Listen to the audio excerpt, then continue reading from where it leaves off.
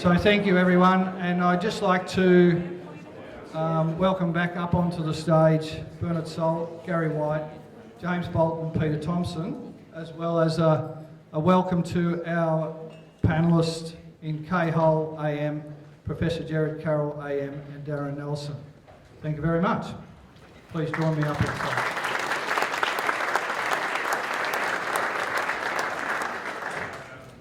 I suppose this is one of my favourite bits. I get two of my favourite people who are passionate about Wagga Wagga in Kay and Jared to talk. So firstly I'll hand to Kay to start the ball rolling. Thank you, Kay. Thank you very much, Mick. And did you see he looked straight at me when he said you've got to stay on time?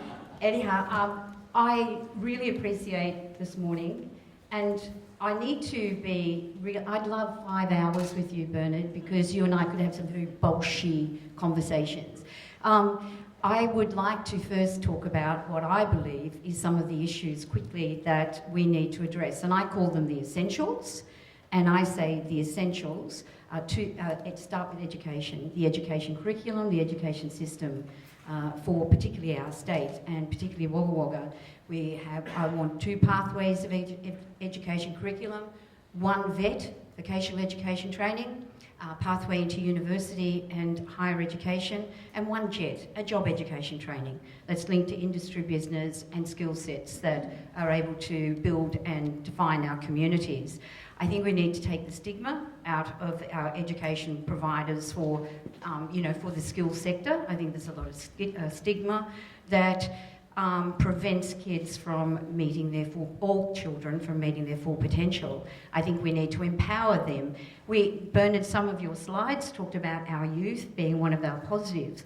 It absolutely is one of our positives. However, we have one of the largest unemployment in our youth areas, right? So I think that the opportunities for our youth are in education and ensuring that every child has an opportunity for a pathway that is suitable to their needs. And I see that the greatest extent of, an architect, and I'm all for university education, but not for everybody.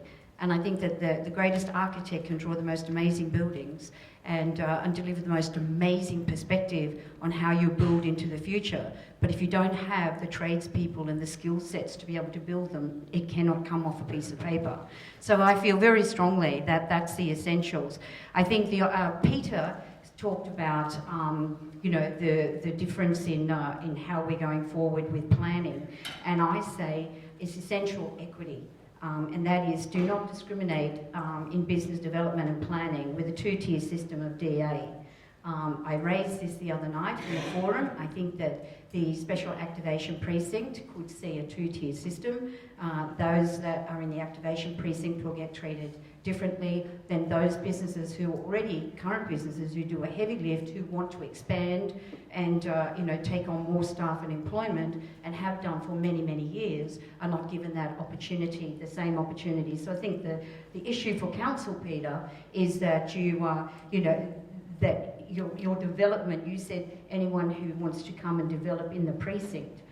I think you have to meet the same objectives for absolutely every sector of Wagga Wagga, not just the precinct, and I think that will need to be something that you need to consider. Decentralisation. I chair AgriFutures Australia, amazing RDC, Research Development Corporation, decentralised out of Canberra. A great success story, amazing success story. And so we started with 3 people come out of Canberra to relocate in Wagga Wagga for reasons they couldn't relocate because of families.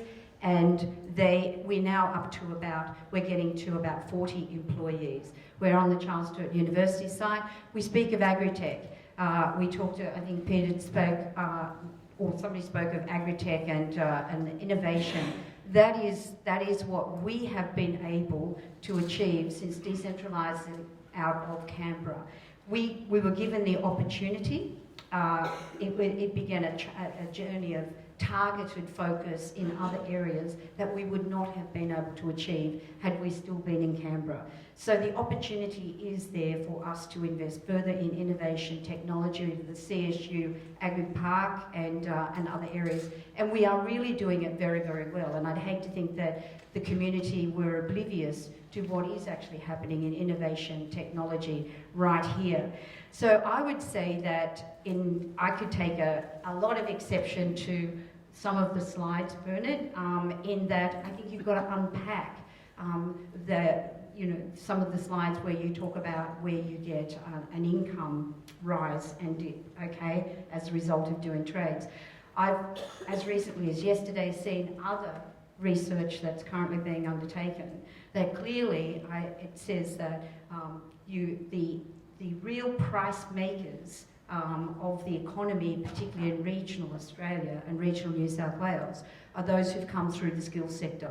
They're the major employer, and so the dividends that they are delivering to our communities, they are the major employer of people. So I think that what we have to have is take out stigma, take out this view you either go to university or you stagnate, and put us all in, not just work smarter, but work harder and smarter.